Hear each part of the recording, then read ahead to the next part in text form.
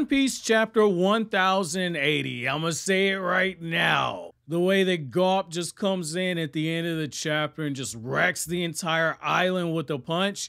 This is back-to-back chapters where, again, we're seeing that, like, it's one of those things where they're just levels. Like, any character that you like from previously, there's just levels to everything that you're seeing. And, like, people like Shanks and Garp, they're just on a completely different level. And I like this again. Like, if we're going towards the end, I like that we're still seeing some of the OG characters still being relevant, because when you get with Battle Shonen, you kind of get this tendency where, like, the further the story gets along, especially this far, 1080 chapters, when series get this far along, sometimes, like, the OG characters, if they're not, like, in that main cast, which Garp and Shanks, they are in the main cast. If they're not in that main cast, it's one of those things where it's very easy to just power clip them out of the series where they're no longer relevant. Well, I mean, at the end of the day, there's still benchmarks.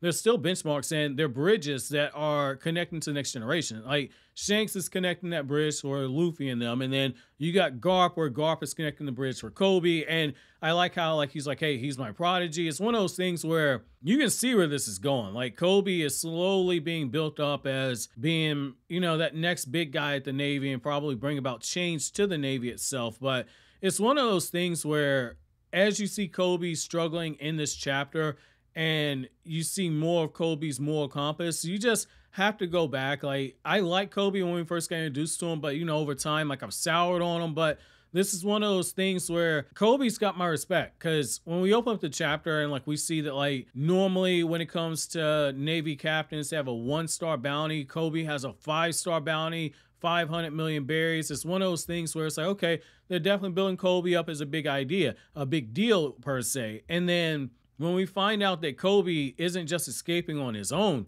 but he's also got more slaves with him. And one of them even says, like, hey, you could have escaped on your own without having to worry about us. You didn't have to save us, but you did. And that's one of the times where I look at Koby and mad respect. Because, like, I don't know if I was in that situation if I could have done it. Because it's one of those things where this is a life or death situation. Like, this is a life or death situation, and sometimes being around others can be a liability. Like, as a human being, like, we have an obligation. If you see your fellow man is doing bad, you like to think that we are all obligated to try and do what we can to help them out. And yet at the same time, like, there's a fight or flight instinct. And what we see here is that Koby, he doesn't have the flight instinct in the sense of, like, I would just get the hell out of there. You know, if I don't think you can be of any use to me in this moment here, I'm going to get out, and the most I can do is, like, raise awareness for you. It's kind of on you to survive on your own. However, Koby kind of shows that good side of humanity where Koby looks at it and he's like, look, I'm not leaving these folks behind. I'm going to fight. I'm going to protect these people. And if we're getting out of here, we're all getting out of here. And if we don't get out of here, then we're all just going to die here. And what we know is something Koby doesn't know, which is that they have specific orders. They can't kill him. And what I like is that we get the flashback where Blackbeard starts talking about more of his dream and his plans. And, like, Blackbeard's like, yo, I'm going to use you as bait. I'm going to negotiate with the world government. I'm going to get this island turned into a kingdom. I'm going to be acknowledged as a king. And it's one of the things where as he's laying it out, I'm like, that's actually not a bad plan, just given that Koby is a hero. That could work right there. However, Koby drops a huge bombshell. He's like, I'm a member of Sword. And as soon as he says that, like, Aokiji is like, oh, wait a second, that changes everything. Your plan, it ain't working, man. You better get this deal up right now.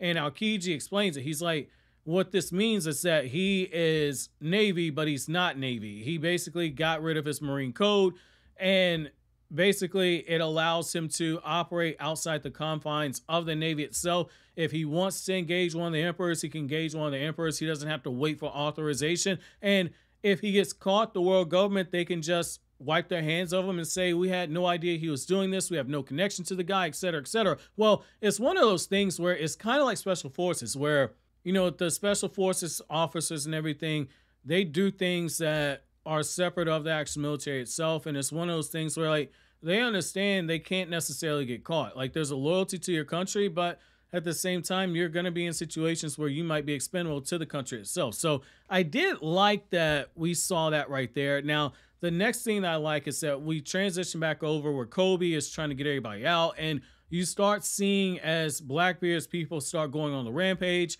more of the people from Navy HQ start showing up. You got the Rear Admiral Kujaku, who has that whip fruit, and she shows up and she starts giving him back up. We got a brief flashback where Perona was like, I need you to get Moria out of here.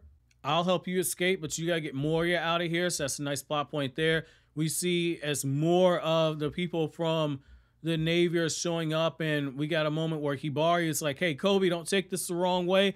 Totally got the hot swim. You can tell from the way that her eyes are drawn there, where she says, don't take it the wrong way. Eyes are completely dilated. Koby knocking that down. If he ain't, he about to knock it down at some point. However, she says, I packed a lunch for you. If you're hungry, it's yours. And then she starts shooting off the rounds.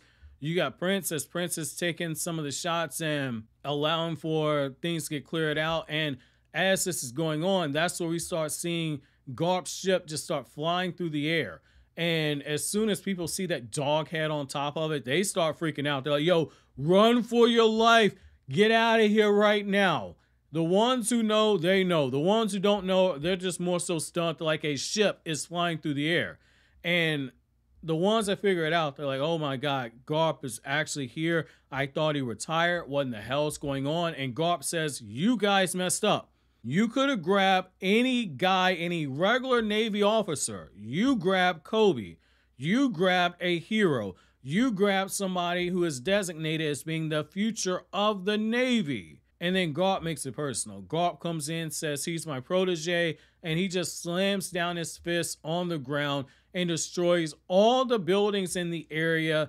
Wide scale destructive feat right there. You probably got the power scales in One Piece, like carry the 1 and multiply the 2 and use an asterisk here and quadruple this. And he swung his dick in the right direction at a 45-degree angle. That is clearly super duper mega quadruple zillion septillion whatever power scaling shit that they want to do. This is one of those things where everybody geeked. It does not matter if you're power scaling off of pixels. It does not matter if you're just casually reading it like I am and you're going like, oh my God, Garp is something serious.